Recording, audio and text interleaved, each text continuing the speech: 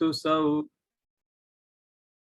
ध्रुवमचल मनु अवं गदिं पते वोच्छामि समय पाहुडु मीणमो सुध केवली भणिदम। समय सार परमागम में हमारा जो है सर्व शुद्ध ज्ञान अधिकार चल रहा है। उसमें आज की गाथाएं 319 और 320वीं है। इसके पहले की कुछ गाथाओं में ये कहा था कि जीव अकर्ता है, अभोक्ता है और उसे विविध प्रकार से समझाया। ये भी कहा कि कर्म प्रकृति के उदय में वह तल्लीन होता है और उस उदय को अपना स्वरूप मानता है और उस उदयानुसार परिणमन करता है, इसलिए संसार के दुखों को वो भोगता है। और शास्त्र पढ़ने के बाद भी उसमें वो परिवर्तन नहीं हो पाता है कई बार, जैसा कि दूध, गुड़ मिश्रित दूध को पीते हुए सांप भी निर्विष नहीं होते हैं। मीठे मीठे दूध को पीने के बाद भी सांप को जहर ही बनता है। उसी प्रकार जो जगत में अत्यंत कषायवान पुरुष हैं जिनके तीव्र क्रोध मान माया लोभ हैं, ऐसे जीव शास्त्रों को पढ़ करके भी उसमें से गलत मीनिंग ही निकालते हैं, अपना जो है स्वार्थी पोषण करते हैं और जो बातें उनको जिस हिसाब से लेनी होती है उस हिसाब की लेते हैं। कई बार तो वो कहते हैं देखो मैं कितना बड़ा ज्ञानी हूँ, इस प्रकार अपने मान का पोषण करते हैं। कई बार वो कहते हैं कि भाई मेरी बात बहुत ऊंची है मैं ज्यादा बड़ा विद्वान हूँ। इस प्रकार से वो जो है परस्पर जो है एक अब दूसरे की बात का खंडन, अपनी बात का मुंडन इस प्रकार भी करते देखे जाते हैं। इसलिए शास्त्र पढ़ने का असली जो फायदा होना चाहिए वो फायदा उन्हें नहीं होता है। असली फायदा कब होता है, ये प्रश्न पूछने पर उसके उत्तर स्वरूप कहा था कि जिनको भाव श्रुत का पता है, भाव श्रुत माने शुद्धात्मा का, भाव श्रुत माने शुद्धात्मा और द्रव्य श्रुत माने शास्त्र। शास्त्रों को कहते हैं द्रव्य श्रुत और आत्मा को कहते हैं भाव श्रुत। जिस आत्मा के बारे में शास्त्रों में लिखा है वे शास्त्र है भाव श्रुत, और जिसके बारे में लिखा है वो आत्मा है द्रव्य श्रुत। शास्त्र है द्रव्य श्रुत और आत्मा है भाव श्रुत। तो भाव श्रुत का जिनको मालूम है वे यदि शास्त्र पढ़ें तो मुझे आनंद आता है। मैंने उदाहरण बताया था कि जिसकी चर्चा चल रही हो उसके बारे में अपन भी जानते हो तो वो चर्चा में आनंद आता है, और मान लो जिसकी चर्चा चल रही है उसके बारे में अपन को पता ही नहीं है तो फिर वो चर्चा में भी आनंद नहीं आता है। तो इस तरह से कहने का अर्थ ये है कि ये जो शुद्धात्मा की चर्चा है वो तभी बहुत ज्यादा लाभकारी होती है जब उसका ज्ञान हो। लेकिन इसका अर्थ ये भी नहीं है कि इस चर्चा को छोड़ दें, क्योंकि चर्चा करते करते कभी ना कभी ज्ञान हो सकता है, होने की संभावना है। इसलिए चर्चा भी एक स्थान पर उचित है, जरूरी है। ठीक है, इतनी बात पिछली व्याख्यान में हो चुकी है। आज की जो गाथाएं हैं वे गाथाएं वैसे बहुत सरल हैं लेकिन फिर भी गुरुदेव कांजी स्वामी ने उनके बारे में बहुत सूक्ष्म विश्लेषण किया है और उनकी टीकाओं में भी आचार्यों ने बड़ा महत्वपूर्ण बात कही है, इसलिए काफी लंबी चर्चा उन पर हो गई है। लेकिन वो लंबी चर्चा में कुछ कठिनाई भी है, कठिन भी है, इसलिए मैं कोशिश करूंगा कि थोड़ा थोड़ा उसके बारे में देखेंगे, जितना समझ में आएगा उतना देखेंगे। अभी हमारी जो गाथा है 319 ये गाथा, ये देखो 319 और 320 दो गाथा है। नवि को वै नवि वेयई नाणी कम्माइम भौ पयाराइम जानै पुण्य कम्म फलम बंधम पुण्यम च पावम च दिट्ठी जहेवनाणम अकारयम तह अवेदयम चेव जाणय्य बंध मोक्षम कमुद्दयम निज्जरम चेव। नवि कुव्वई, नवि यानी नहीं, कुव्वई यानी करता है। नवि वेयई, नहीं वेदन करता है, न तो करता है ना वेदन करता है। करता है माने कर्तृत्व बुद्धि और वेदन करना यानी भोक्तृत्व बुद्धि। कौन नहीं करता? नानी, क्या नहीं करता? कम्माई कर्मों को, कौन से कर्म, बहुपयाराइम, बहुत प्रकार के कर्मों को, बहुत प्रकार की जो कर्म हैं, कर्मों के उदय हैं, बंद हैं, जो भी है, उन सबको न तो ज्ञानी करता है और ना ही उनका वेदन करता है, माने भोगता है। ठीक है, तो क्या करता है, तो दूसरी पंक्ति कहती जानई, जानता है, जानई गुण कम फलम, उन कर्मों के फलों को, जो उदय में आते हुए कर्म फल हैं, उन फलों को वो जानता है। और किससे जानता है, कि बंधम, बंध हो रहा है उसे भी जानता है, पुण्य है तो उसे भी जानता है, पावम चे, और पाप को भी जानता है, पुण्य को भी जानता है, पाप को भी जानता है, बंध को भी जानता है, और क्या क्या जानता है वो अगली लाइन में, अगली गाथा हम बताएंगे।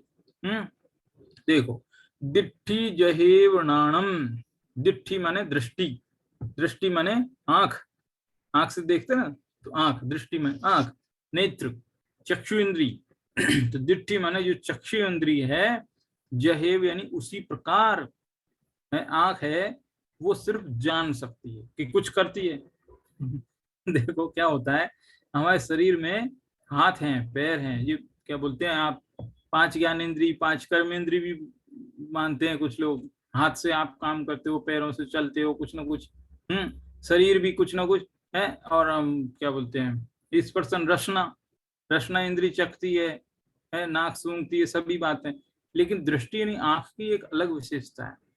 आंख की ये विशेषता है कि आंख किसी भी चीज को टच करती ही नहीं, छू करके नहीं जानती वो, बाकी इंद्रियां छू के जानती। अभी इस पे करेंगे चर्चा, अभी इतना समझो कि आंख है वो सिर्फ जानती है, करती कुछ भी नहीं हो, कुछ नहीं करती ना आंख, सिर्फ जानती है। ऐसे ही नाणम यानी ज्ञान, ज्ञान भी सिर्फ जानता है। ठीक है, अकार्यम, अकर्ता है, अवेदियम चेव, और अवेदक भी है।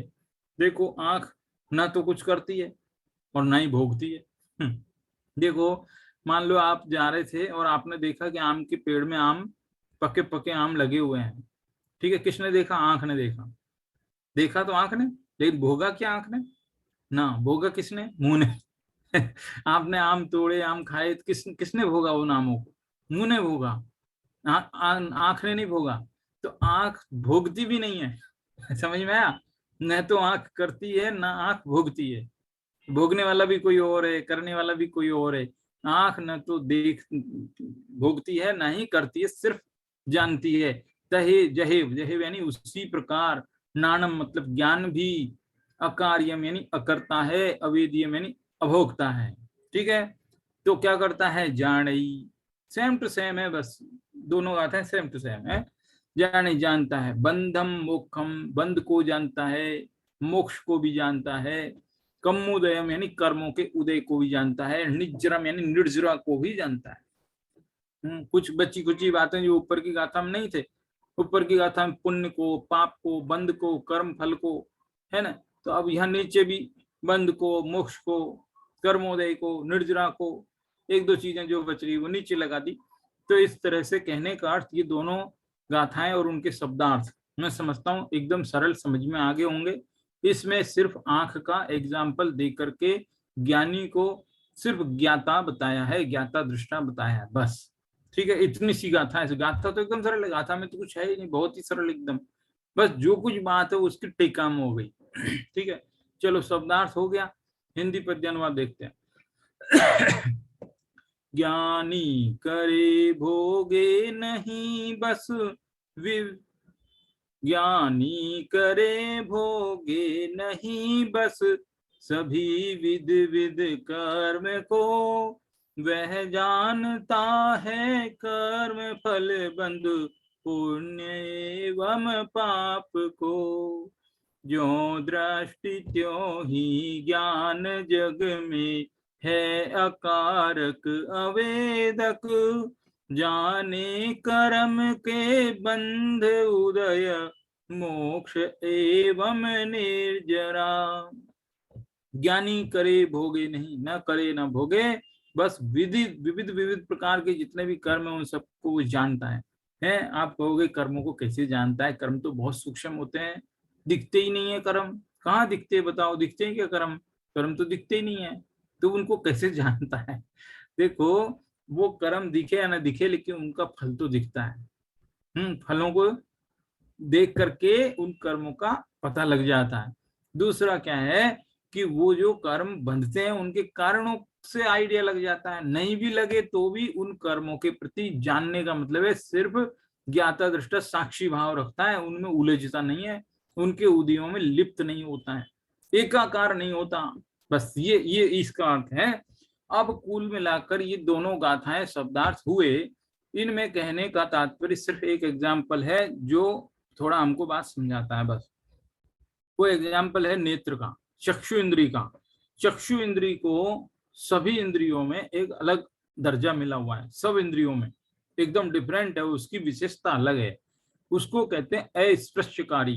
अस्पृश्यकारी का मतलब है स्पर्श करके टच किए बिना ही वस्तु को वो जानती।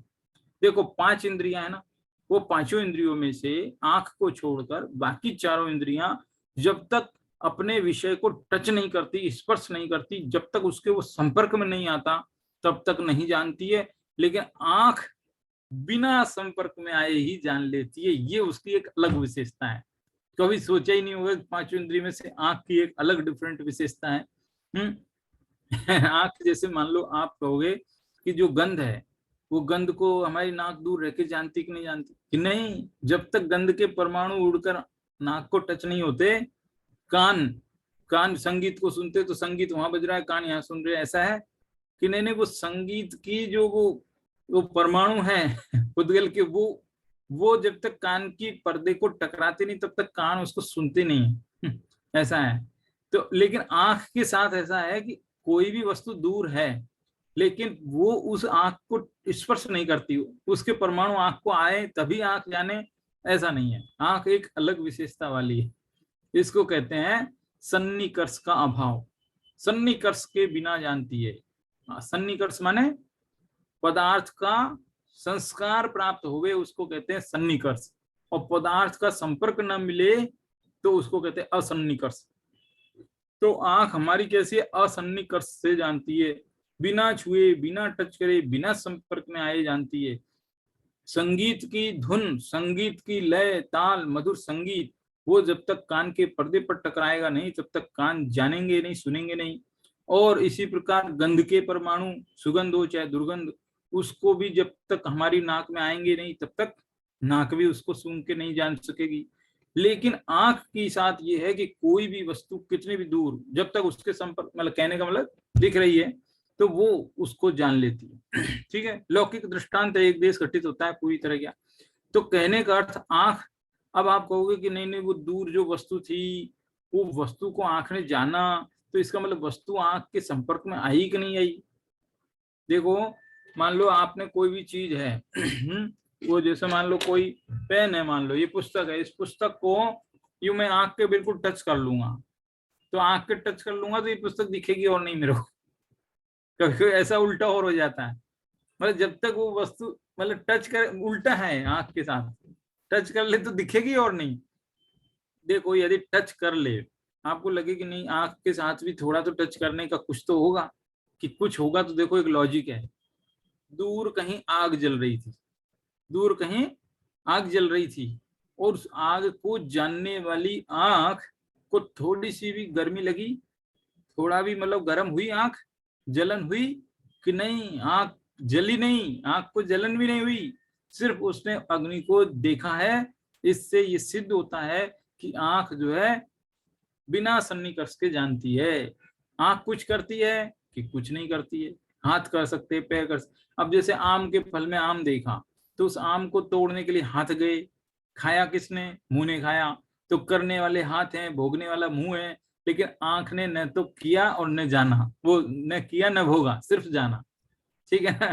तो इस तरह से यहाँ पर आंख के दृष्टांत से ये बात समझाई जा रही है कि जिस प्रकार आंख न तो वस्तु को करती है और न भोगती है, सिर्फ जानती है, उसी तरह से हम जो है जगत में न कुछ करते हैं न भोगते हैं, सिर्फ जानते हैं। ज्ञानी इस बात को जानता है, ज्ञानी नहीं जानता इस बात। देखो क्या होता है, छोटे दादा तो बहुत इस पे समझाते समझाते काफी लौकिक दृष्टांत देते रहते हैं और समझाते हैं। वो बहुत उनकी एक अलग स्टाइल है, वो स्टाइल उन्हीं पर ही भवती है। वो कहते हैं कि हम जगत में यदि मान लो, जैसे मान लो कोई शादी ब्याह होते हैं, रिश्तेदारी होती है, लड़की देखने जाते हैं, तो 10 सवाल पूछते हैं, भाई तुझे क्या क्या आता है, कैसी पढ़ी हो, क्या है। तो बहुत हम सोच विचार कर बहुत कुछ करने की कोशिश करते हैं। तो इसी तरह से यदि हम, मतलब आप उसको देख सकते हैं, छू नहीं सकते उस वक्त, तो छुएंगे तो क्या होगा?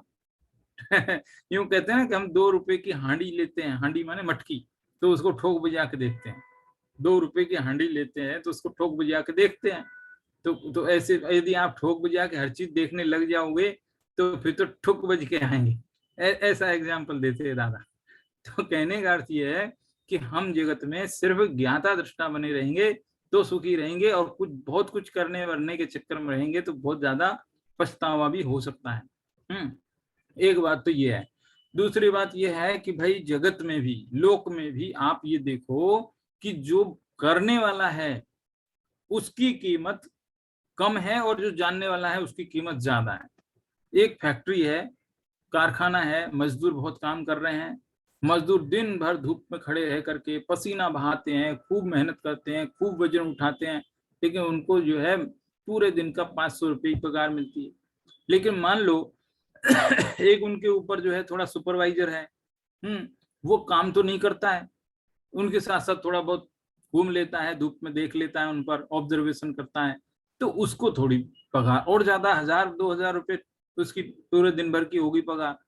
लेकिन उसके भी ऊपर एक, उसका भी एक बॉस है, कंपनी का मालिक है, डायरेक्टर है, जो भी है, तो वो अंदर ऑफिस में बैठा है, अपनी केबिन में बैठा है, एसी में बैठा है, कुछ भी नहीं करता है, तो उसकी सैलरी और भी ज्यादा है।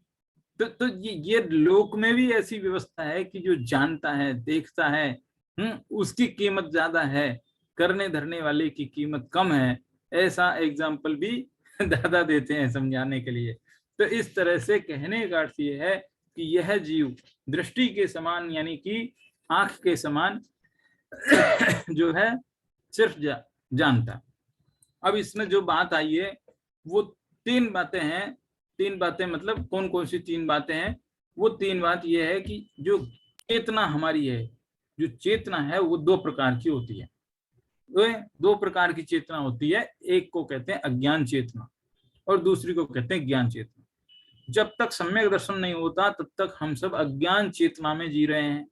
जब सम्यक दर्शन हो जाता है तो ज्ञान चेतना हो जाती है, जागृत। तो अज्ञान चेतना में क्या होता है कि अज्ञान चेतना के 2 रूप हैं, एक है कर्म चेतना और दूसरी है कर्म फल चेतना।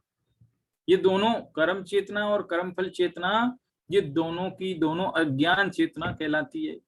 कर्म चेतना का मतलब मैं कुछ करूं, मैं कुछ करूं, मैं कुछ करूं, मुझे कुछ करना चाहिए, मैं क्या करूं, अब क्या करूं, अब क्या करूं। तो इस तरह करने करने की धुन रहती है, मैं ही करता हूं, मेरे बिना पत्ता नहीं हिलता, मुझे ये करना चाहिए, तुम भी ये करो, हम सब मिलके ये करेंगे। तो यही सब करने धरने की चिंता जो होती है, विकल्प जो होते हैं, उनको कहते हैं कर्म चेतना। और कर्म फल चेतना भोगने की, अब मैं ये खाऊंगा, अब मैं वहां घूमूंगा, अरे 4 दिन की जिंदगी है, आनंद ले लो, घूम लो, फिर लो, खा लो, पी लो, मौज कर लो, इस प्रकार की सुख दुख का वेदन करने की है। तो ये जो चीज है, हर्ष विषाद शोक, ये सबको मैं भोगता हूँ। इस बात, ये भोगने भोगने की जो बात है वो खाने पीने की, घूमने फिरने की, ये सब होती है भोक्ता भाव। कर्म फल चेतना कहते हैं इसको। ठीक है, तो ये कर्म चेतना और कर्म फल चेतना दोनों अज्ञान चेतना है। कर्म चेतना को कर्तृत्व बुद्धि भी कह सकते हैं या कर्ता भाव कह सकते हैं। कर्म फल चेतना को भोक्तृत्व बुद्धि कह सकते हैं या फिर भोक्ता भाव कह सकते हैं। ठीक है, लेकिन इन दोनों के अपोजिट एक ज्ञान चेतना है जिसका नाम ज्ञायक भाव है। वो करने धरने की बात नहीं करता, वो जानने की बात करता है। करने का अपोजिट है जानना है और जानने का अपोजिट करना है। व्याकरण की दृष्टि से नहीं, अध्यात्म की दृष्टि से, क्योंकि व्याकरण तो कहता है कर्ता का अपोजिट अकर्ता, ज्ञायक का अपोजिट अज्ञायक, मतलब क्या बोलते हैं, अज्ञानीपना। लेकिन वैसा मीनिंग नहीं है, ये अध्यात्म की शैली है। यदि सर्वज्ञ देव ने जो जाना है और वो कोई उसमें कुछ करके उसको परिवर्तित कर देवे, तो सर्वज्ञ का जानना वास्तव में जानना नहीं कहा जाएगा, है ना। इसलिए वो जानने का अपोजिट करना और करने का अपोजिट जानना, ऐसा है। ठीक है, तो इस तरह से जितने भी शुभ अशुभ भाव हैं, शुभ भाव जैसे जो भी दया दान भक्ति के, अशुभ भाव हिंसा झूठ चोरी के, ये सब भावों का जो करना, शुभ राग करना अशुभ राग करना, ये कर्म चेतना है। हर्ष विषाद के भाव हैं, सुख दुख का जो वेदन है, वो सब जो है कर्म फल चेतना है। तो ये कर्म चेतना और कर्म फल चेतना दोनों से ही ज्ञानी मुक्त है। ऐसा नहीं है कि ज्ञानी के जीवन में वो नहीं होते हैं, ज्ञानी के जीवन में होते हैं, लेकिन वो उनको कर्मों के उदय से होना मान करके उनसे असंपृक्त रहता है, उनसे अलिप्त रहता है, उनका सिर्फ साक्षी भाव से ज्ञाता दृष्टा बना रहता है। इसमें देखो क्या क्या, एक तो त्रिकाली ज्ञान गुण, त्रिकाली ज्ञान गुण वो भी कुछ नहीं करता है। त्रिकाली द्रव्य आत्मा वो भी कुछ नहीं करता है। और वैसे तो इन्होंने क्या किया, 2-3 टुकड़ों में इसको समझाया है कि तीन बातों में समझाया। 3 बातों में ये समझाया कि शुद्ध ज्ञान स्वरूप जो आत्मा, आत्मा का शुद्ध ज्ञान पुण्य पाप आदि भावों का करता नहीं है, भोगता भी नहीं। ज्ञान यानी कि गुण, गुण की बात हुई अभी, ठीक है। फिर कहा कि यहाँ शुद्ध ज्ञान परिणत जीव द्रव्य, तो द्रव्य की बात हो गई। गुण भी नहीं करता है और द्रव्य भी नहीं करता है। अब बची पर्याय, ठीक है ना। द्रव्य गुण और पर्याय, ये 3 चीजें होती है। तो द्रव्य तो कुछ करता ही नहीं है, जीव द्रव्य करता ही क्या, और गुण वो भी नहीं करता है ना। तो पर्याय जो आपको होगी, पर्याय तो करती होगी कुछ। तो कह रहे कि पर्याय में भी जिसको क्षयिक ज्ञान प्रकट हो गया है या केवल ज्ञान जिसको प्रकट हो गया है, वो भी जो है कुछ नहीं करते हैं, कुछ नहीं करते, ऐसा कहा। लगे हाथ, इन्होंने एक लाइन ऐड और कर दी इसमें, है उसमें थोड़ा सा मतभेद है, दिगंबर श्वेतांबर का थोड़ा मतभेद है। लगे हाथ इन्होंने गुरुदेव कांजी स्वामी के प्रवचनों में आया कि आहार पानी कबलाहार अभी वो नहीं करते हैं, ऐसा थोड़ा फर्क है इसमें। अब वो क्या मतभेद है उसकी चर्चा अपन पहले भी कर चुके हैं, है ना। नो कर्म आहार होता है, नो कर्म आहार होता है, कबलाहार नहीं होता। ऐसे भोजन को नहीं खाते, बल्कि कर्म परमाणुओं के माध्यम से उनके शरीर की जो शक्ति है वो कायम बनी रहती है, ऐसा फर्क है। ठीक है, तो इस प्रकार से द्रव्य पर, गुण पर और पर्याय पर, इन तीनों पर ही इस बात को घटित किया है यहाँ पर। अब देखो 1-2 पैराग्राफ देखते हैं। पेज नंबर 252 पर है। ज्ञान मूर्ति प्रभु आत्मा चैतन्य चक्षु है। ये आत्मा कैसा है, चैतन्य चक्षु है। जिस प्रकार आंख दृश्य पदार्थों को देखते हुए दृश्य पदार्थ में प्रविष्ट नहीं हो जाती, देखने वाली चीज में थोड़ी अंदर घुस करके देखती है, वस्तु आंख के समीप आए तो दिखना और बंद हो जाए, तो वस्तु पदार्थ में प्रविष्ट होकर नहीं देखती। उसी प्रकार चैतन्य प्रभु, चैतन्य चक्षु प्रभु आत्मा पर को जानते हुए पर में प्रविष्ट नहीं होता, पर से भिन्न रहकर पर को मात्र जानता ही है। यही सब तत्व ज्ञान का निचोड़ है। हम सब करने के विकल्प में रहते हैं। अच्छा देखो, बहुत लोगों को ये लगता है कि यदि मैं नहीं करूंगा तो कैसे चलेगा, मेरे बिना तो पत्ता नहीं हिलता। लेकिन ऐसा व्यक्ति जब संसार से चल बसता है, उसके बाद भी दुनिया चलती है कि नहीं चलती है, सब काम होने वाले होते ही हैं। छिपकली को ये लगता है, छिपकली होती है ना लिजार्ड, तो वो छत पर चिपकी रहती है, तो उसको ये लगता है कि अरे ये छत जो है इसको मैंने संभाल के रखा है। ये छत को मैंने संभाल के रखा है, यदि मैं यहाँ नहीं रहूंगी तो छत गिर जाएगी। ऐसा जो है छिपकली की जो मान्यता है, वो कैसी मान्यता है, मिथ्या मान्यता है। छिपकली के सोचने से ऐसा नहीं होता है, छत तो छत की जगह पर रहती है। ऐसे ही जो जीव ये समझते हैं कि मैं ही करता रहता हूँ, मेरे बिना पत्ता नहीं हिलता है, वो व्यक्ति भी दुनिया से चल जाए तो भी दुनिया चलती है, उसकी जगह कोई और ले लेता। तो इस तरह से ये जगत की व्यवस्था, हमारे आने के पहले, जब हमारा जन्म नहीं हुआ उसके पहले भी कोई ना कोई व्यवस्था चलती थी, हमारे बाद भी कोई ना कोई व्यवस्था चलती रहेगी। ऐसा ही ये दुनिया का सिस्टम है। और हम सबको लगता है कि ये हम कर रहे हैं। होता स्वयं जगत परिणाम, मैं करता जग का क्या काम।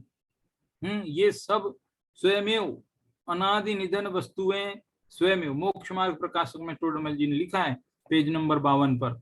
अनादि निधन वस्तुएं स्वयमेव अपनी मर्यादाएं सहित है सहज परिणमित होती हैं, कोई किसी के परिणमित कराने से परिणमित नहीं होती है, हम व्यर्थ में ही खेद खिन्न होते हैं, ऐसा ऐसा लिखा है उन्होंने। ठीक है। अब देखो यहाँ भी यही कह रहे हैं कि चौथे गुण स्थान में समकृति धर्मात्मा को उन कर्मों के निमित्त से जो जो शुभाशुभ भाव आते हैं उनका वह अकारक है, अविदक है, वह उन्हें भिन्न रहकर मात्र जानता है, जानता, दुखी भी होता है। देखो यहाँ कह रहे हैं ना, अभोक्ता है, वेदन नहीं करता सुख दुख का है। आप कहोगे रामचंद्र जी की जंगल में जब वो सीता जी का अपहरण हो गया तो वो जो है पेड़ पौधों से पूछते फिरे, हे खग, हे मृग, हे मधुकर श्रेणी, ऐसा लिखा है तुलसीदास जी रामायण में। हे खग, हे मृग, हे मधुकर श्रेणी, तुम देखी क्या सीता मृगनैनी, क्या तुमने मेरी जो सीता को देखा है क्या? खग, खग यानी पक्षी, मृग माने पशु है, मधुकर श्रेणी यानी कीट पतंगे। कीट पतंगे पशु पक्षियों से रामचंद्र जी छायिक समय दृष्टि ज्ञानी पूछते फिरे, तो बताओ छायिक समय दृष्टि को दुख होता है कि नहीं होता? और होता है तो फिर वेदन करता है कि नहीं करता? फिर भोगता है कि नहीं भोगता? यहाँ तो समय सार में कह रहे नहीं भोगता वो। भूमि का अनुसार बाहर में आकुल व्याकुल होता हुआ ज्ञानी भी दिखेगा, उसके भी पूर्व कर्मों का उदय आना बाकी है ना, इसलिए वो सब होता रहता है, उसके भी शुभाशुभ भाव होते हैं, लेकिन वो उनको भिन्न रहकर जानता है, जबकि मिथ्या दृष्टि उस कर्मोदय में और शुभाशुभ भावों में एक रूप होकर तन्मय होकर के उनका कर्ता भोक्ता बना रहता है। ये फर्क है ज्ञानी में और अज्ञानी में। ठीक है, जो इस तरह से यहाँ पर ये समझा रहे हैं। एक पैराग्राफ 254 नंबर के पेज से पढ़ता हूँ, बहुत बढ़िया है वो पैराग्राफ, और देखा जाए तो इस पैराग्राफ के साथ ही टीका का एंड होता है। देखो, बंध और मोक्ष का कारण, देखो ये क्यों कह रहे हैं, क्योंकि अपन ने जो अभी गाथा पढ़ी है, कौन सी 320वीं गाथा में लिखा, जाणय्य बंध मोक्षम कम उदयम निज्जरम चेवा, बंध मोक्षम, बंध और मोक्ष को जानता है। तो अब वैसे तो देखा जाए तो टीका की बात तो हो गई, टीका में बात चल रही है अकर्ता अभोक्ता, वो तो बात हो गई, लेकिन अब लगे हाथ उन्होंने एक बड़ी महत्वपूर्ण बात कह दी कि ये बंध और मोक्ष का असली कारण क्या, वो समझाने के लिए एक नई दूसरी तरफ दूसरे ट्रैक पर नई बात निकल करके आ गई इसमें से, और वो बात इतनी महत्वपूर्ण निकल के आ गई कि जिसकी वजह से अलग से ही काफी कुछ लिखना हो गया। देखो, बंध और मोक्ष का कारण दोनों पर्याय रूप हैं, बंध का कारण भी पर्याय है और मोक्ष का कारण भी पर्याय। ये महत्वपूर्ण बात है, गंभीर है ये वाला पैराग्राफ। आपको लगेगा आत्मा बंध मोक्ष का कारण, आत्मा तो होता है ना मोक्ष का कारण, आत्मा ऐसे तो बोलते हैं ना अपन, खूब बोलते हैं ना कि आत्मा को जानो फिर मोक्ष होएगा, आत्मा के बिना कैसे होएगा? तो आत्मा द्रव्य मोक्ष का कारण है कि पर्याय मोक्ष का कारण है? बड़ी बहुत सूक्ष्म बात आई है, इतनी सूक्ष्म बात आई है कि 4-6 बार पढ़ने के बाद भी मेरे को नहीं समझ में आ रही थी। बहुत कठिन है वो, एकदम कठिन है, बहुत हाई लेवल की कठिन है, लेकिन फिर भी ये है कि आप कई बार पढ़ो तो फिर भी समझ में आ जाए। देखो, थोड़ा सा झलक तो मिली जाएगी, मैं बहुत ज्यादा गहराई में नहीं जाऊंगा। जो बंध और मोक्ष का कारण दोनों पर्याय हैं, द्रव्य नहीं है, ध्यान देना आप। जीव का अशुद्ध परिणाम तो बंध का कारण है, शुद्ध परिणाम मोक्ष का कारण। परिणाम द्रव्य नहीं, परिणाम, ठीक है। पर द्रव्य तो बंध मोक्ष का कारण नहीं। चलो पर द्रव्य में जाना, शुद्ध अपने आत्म द्रव्य की बात करें, शुद्ध द्रव्य, पर द्रव्य को भी जाना, अपने आत्म द्रव्य, आत्म द्रव्य परिणाम। किस पेज पे हैं? पेज नंबर है 254, 254 का दूसरा पैराग्राफ है। बड़ी महत्वपूर्ण बात है, यहाँ से काफी लंबी डिटेल चली है, और देखा जाए तो ये वाली जो टीका 320वीं जो गाथा, ये 320वीं गाथा के साथ ही मोक्ष अधिकार की चूली का समाप्त है। क्या कह रहा हूँ, सर्वशुद्ध नहीं, सर्वशुद्ध अधिकार तो चल रहा है, लेकिन मैंने आपको बताया था ना कि ये आचार्य अमृतचंद्र इसको सर्वशुद्ध ज्ञान अधिकार बोल रहे हैं, लेकिन आचार्य जयसेन कह रहे हैं कि मेरे मन को तो लगता है अभी मोक्ष की ही बात चालू है। और वो ये कहते हैं कि ठीक है, मैं मान लेता हूं कि ये सर्वशुद्ध ज्ञान अधिकार है, लेकिन इसकी 320 तक की गाथाएं मोक्ष अधिकार की ही बात को पूरी कर रही, इसलिए उसी की चुलिका है, वो वहां 320 तक आकर के एंड कर। तो ये है। अब ये क्या कह रहे हैं कि बंध और मोक्ष ये दोनों पर्याय, दोनों का कारण पर्याय है, पर द्रव तो है ही नहीं, और स्वद्रव भी, शुद्ध द्रव भी, शुद्ध द्रव पारिणामिक परम पारिणामिक भाव वो भी बंध मोक्ष का कारण नहीं है। हमारा आत्मा कैसा है? परम पारिणामिक भाव।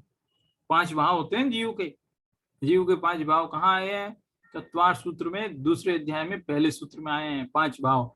और यिक छायिक छायोपशमिक है, पारिणामिक कौन कौन से हैं? छायिक है, छायोपशमिक है, औद्यिक है, और एक औपशमिक है, एक औपशमिक है, एक पारिणामिक है। 5 भाव है।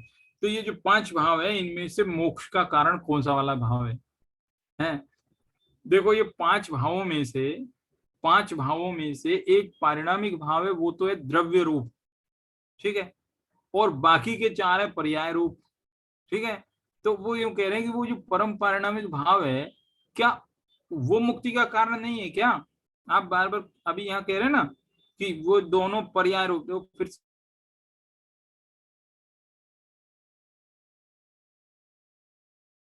ना कि द्रव्य, ये स्टेटमेंट कहा। अब यहाँ पर कोई पूछे कि क्या वो परम पारिणामिक भाव है, उसका आश्रय लेंगे तो क्या मुक्ति मिलेगी कि नहीं मिलेगी? आप कह रहे हो पर्याय है कारण, और हम तो द्रव्य की बात सुन रहे थे अभी तक। तो वो देखो शुद्ध द्रव परम पारिणामिक भाव भी बंध मोक्ष का कारण नहीं है। उत्तर ये, वो भी कारण नहीं है। क्यों? क्योंकि यदि वो कारण हो तो वो तो हमारे पास अनादि से है ना।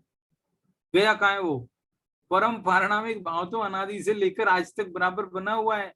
तो आज तक जब कारण है तो कार्य क्यों नहीं हो रहा है?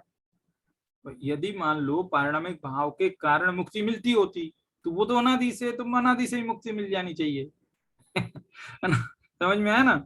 यदि यह ध्रुव द्रव्य बंध का कारण हो तो त्रिकाल बंद ही हुआ करे, आगे भी बंद होता रहेगा, अनादि से तो हो ही रहा है, जाएगा ही नहीं है। और यदि मोक्ष का कारण हो तो त्रिकाल मोक्ष ही होता रहे, अनादि से ही मोक्ष हो जाए फिर तो। अथवा पारिणामिक भाव सर्वथा स्वयं पर्याय रूप हो जाए। मान लो एक तीसरा ऑप्शन ले लेते हैं कि पारिणामिक भाव सर्वथा पर्याय रूप हो जाए, तो पर्याय का जब नाश होगा, क्योंकि पर्याय एक समय की होती है ना, पर्याय बदलती रहती है, तो पर्याय का नाश हो जाएगा तो उसके साथ साथ वो पारिणामिक भाव का भी नाश हो जाएगा, फिर बचेगा ही नहीं, वो द्रव्य पूरा का पूरा खत्म हो जाएगा। ऐसा भी नहीं होता कभी। इसलिए ये न्याय से, युक्ति से ये सिद्ध हो गया कि बंध मोक्ष के परिणाम और उसके कारण पर्याय में है, ना कि द्रव्य में है। द्रव्य तो अनादि से है लेकिन मोक्ष हो ही नहीं रहा। इसका मतलब कोई ऐसी पर्याय उत्पन्न होती है जिसमें मोक्ष उत्पन्न होता है, ऐसा तो पर्याय है असली कारण उसका। है ना? जहां जहां भी ये कहा जाता है शास्त्र में कि आत्मा ही मोक्ष का कारण है, तो उसका मतलब आत्मा के लक्ष्य से उत्पन्न होने वाली कोई पर्याय है जो मुक्ति का कारण है, ऐसा अर्थ है उसका। ठीक है। तो इस प्रकार से ये जो 320वीं गाथा है उसकी टीका का ये अंतिम पैराग्राफ मैंने पढ़ा। अब ये जो अंतिम पैराग्राफ है यही अपने आप में इतना कठिन हो गया है, इसको और स्पष्ट करने के लिए बहुत कठिनाई के स्तर पर जाना पड़ता है। गुरुदेव कांजी स्वामी को ये बड़ा पसंद आ गया।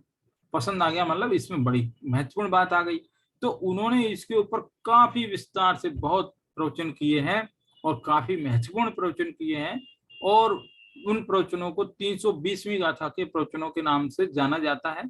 और उनमें जो है ये मोक्ष का कारण क्या है उसकी खूब गहराई से चर्चा हुई है। देखो थोड़ी सी मैं कोशिश कर लेता हूँ, क्योंकि बात तो कठिन है, मैं मालूम नहीं कितनी स्पष्ट कर पाऊंगा, लेकिन मैं थोड़ी सी कोशिश कर लेता हूँ।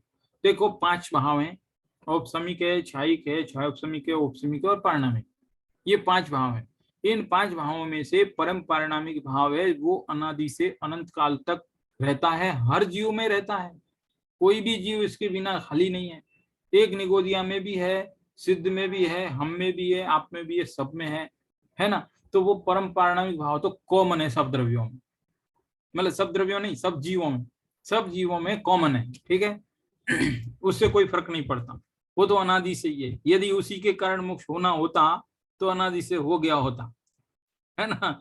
लेकिन इसका मतलब है कि उससे तो नहीं होता। तो किससे होता है? ये औपसमिक भाव से होता है, छाया उपसमिक से होता है, छायिक से होता है कि हाँ इनसे होता है, छायिक सम्यक दर्शन होता है तो मोक्ष होता है। तो ये सब क्या है? बाकी के चार भाव पर्याय हैं, ठीक है। बाकी के चार भाव पर्याय हैं। औजिक भाव तो अच्छा नहीं माना जाता, वो तो जगत में बंद का कारण है ना, मतलब। तो औपसमिक भाव, औपसमिक बोलो या छायिक बोलो या छाय उपसमिक बोलो, तीन प्रकार का सम्यक दर्शन होता है ना। तीन प्रकार का सम्यक दर्शन होता है। तो यहाँ तीनों में से कोई भी सम्यक दर्शन एक बार उत्पन्न हो जाए तो वहां से मोक्ष मार्ग शुरू हो जाता है, मोक्ष का असली कारण वहां से बनता है, ठीक है। तो अब ये जो भाव है, तीन भाव, ये पर्याय रूप है। तो ये पर्याय कहाँ से उत्पन्न हुई और कैसे हुई, है ना। हाँ। अब ये परम पारिणामिक से इसका कोई संबंध है कि नहीं है, थोड़ी सी गंभीर चर्चा है। पारिणामिक भाव के साथ ये छायिक भाव का, औपसमिक भाव का या क्षयोपसमिक भाव का कोई संबंध है कि नहीं है, ऐसा ऐसा पूछ रहे हैं। तो वो ये कह रहे हैं, देखो पारिणामिक भाव है वो तीन प्रकार का। इसके लिए तत्वार्थ सूत्र का दूसरे अध्याय का पहला सूत्र, और अकेले सूत्र से काम नहीं चलेगा, उसकी गहरी जो टीकाएं है ना, सर्वार्थ सिद्धि, राजवार्तिक, उसमें जाना पड़ेगा। वो थोड़ी सी गहर गंभीर चर्चा है, बहुत कठिन है, सूक्ष्म बात है। तो उसमें देखो पारिणामिक भाव के तीन तीन भेद हैं। एक है जीवत्व, दूसरा है भव्यत्व और तीसरा है अभव्यत्व। ये तीन चीजें हैं, जीवत्व, भव्यत्व और अभव्यत्व। भव्यत्व और अभव्यत्व ये तो कोई सिद्ध दशा में तो होते नहीं। संसार दशा में ही होते हैं। अच्छा भव्य कौन अभव्य कौन, कि हम संसारी में ही होगा। सिद्धों में कौन भव्य अभव्य? उनका तो खेल खत्म ना, अभी मतलब आगे बढ़ चुके, भव्य अभव्य से क्या लेना देना उनका। तो भव्य अभव्यत्व तो संसारियों में है, यानी अशुद्ध है देखा जाए तो। भव्यत्व भाव और अभव्यत्व भाव ये तो अशुद्ध है, इसलिए इन दोनों के लक्ष्य से तो कुछ धर्म की शुरुआत होगी नहीं, खत्म बात। तीन में से दो का तो खेल ही खत्म हो गया। अब बचा एक जीवत्व। उस जीवत्व के भी पर्याय क्या बोलते हैं, व्यवहार नय से जीवत्व की अलग परिभाषा है, निश्चय नय से अलग परिभाषा है। द्रव्य संग्रह में आइए, जैसे व्यवहार परिभाषा है कि जो 10 प्राणों से जीता है वो जीव है ना। लेकिन वो तो जाने दो क्या दम है उस बात में, वो तो संसारियों पे लागू होती है। सिद्ध भगवानों को कौन से 10 प्राण लग रहे हैं, इसलिए व्यवहार वाली परिभाषा भी अशुद्ध में गई, खेल खत्म हुआ, उसका भी खत्म हुआ। अब बच्चा एक निश्चय परिभाषा, कौन सी वाली, कि जो अपने चेतन प्राणों से जीता है वो जीव है। ये एक बचा बस। देखो क्या क्या निष्कर्ष निकला। मैं और थोड़ा वापस समरी करता हूँ। पांचवा भाव परम परिणामी, उसके तीन भेद, पहला जीवत्व, दूसरा भव्यत्व, तीसरा भव्यत्व। तीन चीजें हैं, उनमें से भव्यत्व और अभव्यत्व दोनों तो अशुद्ध में गई, और व्यवहार वाली जीवत्व परिभाषा वो भी अशुद्ध में गई। अब बची एक निश्चय वाली जीवत्व परिभाषा, ठीक है। तो वो थोड़ी शुद्ध में है, क्योंकि वो सिद्धों में भी रहती है, सब में रहती है ना। और वो हमारे अंदर भी देखा जाए तो हम सब भी तो चेतन प्राणों से जी रहे हैं, तो वो तो अनादि से ही है, इसलिए उसके लक्ष्य से भी मुक्ति नहीं मिलती, इसलिए उसको भी जाने दो। चारों ही चीज खत्म। चारों ही चीजें खत्म।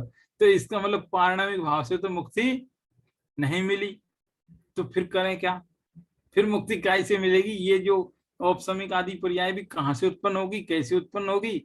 तो कह रहे कि ये पर्याय है जो भव्यत्व नाम की शक्ति है ना, जो संसार दशा में है, संसार दशा मुक्ति में तो है ही नहीं, संसार दशा में है, वो भव्यत्व शक्ति की भावना से ही उत्पन्न होती है। भव्यत्व शक्ति की शक्ति तो है ही। देखो क्या है, मैं यहाँ पर लिखा है वही सब पढ़ता हूँ, क्योंकि हो सकता है मेरे विश्लेषण करने में कोई, क्योंकि बड़ा बहुत सावधानी का विषय है, शब्द जरा भी ऊपर नीचे हो जाते हैं तो गलती भी हो सकती है। देखो मैं किताब के शब्द ही पढ़ता हूँ, क्या लिखा है यहाँ पर। संसारी जीवों के शुद्ध नहीं से, ये 255 नंबर का पेज है, सबसे नीचे पढ़ रहा हूँ। और थोड़ा ऊपर पढ़ू क्या, और थोड़ा ऊपर पढ़ देता हूँ, थोड़ा सा है, एक पेज का मैटर थोड़ा जटिल होएगा, लेकिन कोई बात नहीं। वहां जीवत्व, भव्यत्व और अभव्यत्व, इन तीन पारिणामिक भावों में शुद्ध जीवत्व शक्ति लक्षण वाला जो शुद्ध पारिणामिक भाव है, शुद्ध जीवत्व शक्ति वाला, वह शुद्ध द्रव्यार्थिक नय के आश्रित होने से निरावरण है। वो तो शुद्ध है ना, तो उसकी क्या बात करें, वो शुद्ध है। और बंध मोक्ष पर्याय रूप परिणति से भी रहित है, तथा उसका नाम शुद्ध पारिणामिक भाव है, ऐसा जानना चाहिए। तथा 10 प्राण रूप जीवत्व है, व्यवहार वाली परिभाषा जीवत्व की, और भव्यत्व दूसरा, और तीसरा अभव्यत्व, ये तीनों को अशुद्ध पारिणामिक भाव कहते हैं, क्योंकि ये पर्यायार्थिक नय के आश्रित हैं, पर्यायार्थिक नय के विषय हैं ये। ठीक है, अब तीनों हो गया ना। अब ये तीनों अशुद्ध क्यों है, ऐसा प्रश्न है। फिर उसका उत्तर है, संसारी जीवों के शुद्ध नय से व सिद्ध जीवों के सर्वथा ही जीवत्व, भव्यत्व और अभव्यत्व का अभाव होता है। जीवत्व भी नहीं मिलेगा, कौन सा वाला, व्यवहार वाला है, भव्यत्व भी नहीं मिलेगा, अभव्यत्व भी नहीं मिलेगा, सिद्ध जीवों में ढूंढने जाएंगे तो।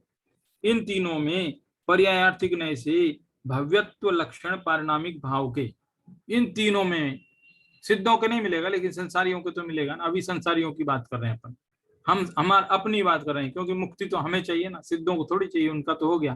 ठीक है, तो हम अपनी बात करें तो कह रहे भव्यत्व लक्षण जो पारिणामिक भाव है, दूसरे नंबर का भव्यत्व पारिणामिक, उसका जो उसका जो उसको ढकने वाला, उसको छुपाने वाला जो मोह, क्या बोलते हैं, मोह कर्म, उस मोह कर्म का जब कोई काल लब्धि आएगी, तब उसकी शक्ति प्रकट होगी। भव्यत्व नाम की जो शक्ति है वो अभी छुपी हुई है, वो तब प्रकट होगी, कोई काल लब्धि आएगी तब यह जीव सहज शुद्ध पारिणामिक भाव लक्षण वाले अपने परमात्म द्रव्य के सम्यक श्रद्धा ज्ञान चारित्र रूप होएगा, उस मतलब अपने आत्मा को जानेगा। उसी परिणमन को आगम की भाषा में औपसमिक भाव कहते हैं, उसी को छायोपसमिक कहते हैं, उसी को छायिक कहते हैं, उसी को शुद्धात्मानुभूति कहते हैं, शुद्धोपयोग कहते हैं, ऐसे बहुत सारे नाम हैं उसके। तो ये किससे आश्रय से हुआ, कोई काल लब्धि आएगी तब वो भव्यत्व शक्ति प्रकट होगी है, तब जाकर के उसके आश्रय से।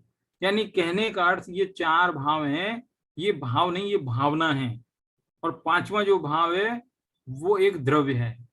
द्रव्य के आश्रय से यदि मुक्ति मिलनी होती तो अनादि से मिल जाती, क्योंकि द्रव्य तो अनादि से ही है ना। तो ये भाव जो है, यानी भावना है, भाव बोलो भावना बोलो, तो ये जो पर्याय रूप हैं, इनसे मुक्ति के कारण है, ये मुक्ति के कारण है। और ये भी तब उत्पन्न होंगे जब वो भगवत शक्ति को, जिसने मोह ने आच्छादित कर रखा है, ढक रखा है, कोई काल लब्धि आएगी तब वो मोह हटेगा, तब उसकी शक्ति प्रकट होगी भगवत शक्ति की, उसके आश्रय से फिर मुक्ति होती है, ऐसा कुछ कहना चाहते हैं।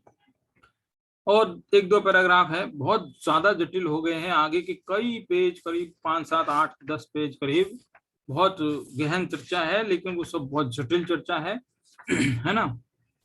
अभी की चर्चा को मैं थोड़ा सा 1-2 पैराग्राफ और पढ़ के पूरी कर देते हैं। यह शुद्धोपयोग रूप पर्याय कौन सी, सम्यक दर्शन वाली, छायिक वाली या छायोपसम वाली, ऐसी। ठीक है, अब मैं ये पैराग्राफ बड़ा है, बीच बीच में विशेषणों से बड़ा हो जाता है, तो विशेषण को थोड़ा छोड़ छोड़ के पढ़ता हूँ, क्योंकि अपन को सरल करना है। तो शुद्धोपयोग रूप पर्याय शुद्धात्म द्रव्य से कथनचित भिन्न है। अब देखना ये क्या कह रहे हैं, शुद्धोपयोग रूप पर्याय यानी आत्मानुभूति की जो पर्याय है ना, जिससे मोक्ष मिलेगा, वो कारण भी, वो मोक्ष का कारण वाली जो पर्याय, शुद्धात्मानुभूति वाली पर्याय, वो पर्याय भी अपने निज द्रव्य से कथनचित भिन्न है। कैसी बात कह रहे हैं, द्रव्य से पर्याय भिन्न हो सकता है क्या, ऐसे हो सकता है क्या, कह रहे कि भिन्न, कथनचित भिन्न है। और उसका लॉजिक बड़ा जोरदार दिया। पहली बार मेरे को भी लगा कि अरे ये लॉजिक तो जोरदार है, क्या है, शुद्धात्म द्रव्य से कथनचित शब्द लगा दिया ना, इसलिए अनेकांतवाद भी कायम है कथनचित भिन्न है, क्योंकि जब मोक्ष होएगा तो ये पर्याय नष्ट हो जाएगी ना। तो जब पर्याय नष्ट होगी तो उसके साथ साथ वो द्रव्य भी नष्ट हो जाता, यदि भिन्न नहीं होता तो। यदि भिन्न नहीं होता तो जैसे पर्याय नष्ट होती तो द्रव्य भी नष्ट हो जाता, फिर कुछ नहीं बचता। तो करेंगे नहीं, मोक्ष में द्रव्य तो रहता है, पर्याय खत्म हो जाती है। कौन सी वाली नई पर्याय उत्पन्न होगी वो बात ठीक है, लेकिन ये जो पुरानी पर्याय जिसके से मोक्ष हो रहा था, मोक्ष के कारण रूप जो वर्तमान जो शुद्धात्मानुभूति की पर्याय थी वो तो नष्ट हो गई, दूसरी पर्याय उत्पन्न हुई उसको जाने दो अभी, लेकिन उस पर्याय के नष्ट होते ये आत्मा नष्ट हो जाता है। इससे ये सिद्ध हुआ कि ये आत्मा से वो पर्याय भिन्न है, कथनचित भिन्न है। ऐसा यहाँ पर सिद्ध कर रहे हैं। इससे यह सिद्ध हुआ कि शुद्ध पारिणामिक भाव विषयक भावना अर्थात जिस भावना का विषय, जिस भावना या भाव का विषय शुद्ध पारिणामिक भाव रूप शुद्धात्मा है, जैसे भावना कर रहे हैं शुद्धात्मा, अनुभूति कर रहे हैं, तो वो शुद्धात्मा है, वो भावना यानी औपसमिक आदि तीनों भाव रूप होती है। चाहे तो वो औपसमिक सम्यक दर्शन हो सकता है, चाहे छायिक सम्यक दर्शन हो सकता है, या छायोपसमिक सम्यक दर्शन हो सकता है। ये तीन रूप वो भावना है, ठीक है, जिससे मोक्ष मिलता है।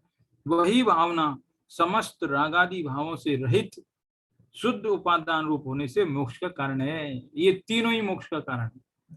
शुद्ध पारिणामिक भाव मोक्ष का कारण नहीं है। कोई कहे कि परम पारिणामिक भाव से मोक्ष होता है, कि नहीं, उससे कहाँ होता है, वो तो अनादि से है, तो मोक्ष इनसे होता है, ठीक है। वह तो शुद्ध पारिणामिक भाव में पहले से ही विद्यमान है। यहाँ तो व्यक्ति रूप यानी प्रगट रूप, पर्याय रूप मोक्ष का विचार किया जा रहा है। सिद्धांत में कहा निष्क्रिय शुद्ध पारिणामिक है। जो शुद्ध परम पारिणामिक भाव है वो निष्क्रिय है, ना तो वो बंध का कारण है, ना वो मोक्ष का कारण है। देखो किताब की भाषा जरूर कठिन है, लेकिन इसको थोड़ा सरल शब्दों में समझ लो। कुल मिलाकर मोक्ष जो है त्रिकाली द्रव्य है ना, वो उसका कारण नहीं है। फिर आप कहोगे कि नहीं, कई जगह पर तो कहा है शास्त्रों में कि कहा है उसका भाव ये है त्रिकाली द्रव्य भले ही कारण नहीं, लेकिन त्रिकाली द्रव्य को लक्ष्य करने वाली जो पर्याय होती है ना, वो उसका कारण। ऐसा मतलब समझ में आया? कोई पर्याय त्रिकाली ध्रुव परम पारिणामिक भाव का लक्ष्य करे तो वो पर्याय या तो औपसमिक रूप हो जाती है, या क्षयोपसमिक रूप हो जाती है, या क्षयिक रूप हो जाती है।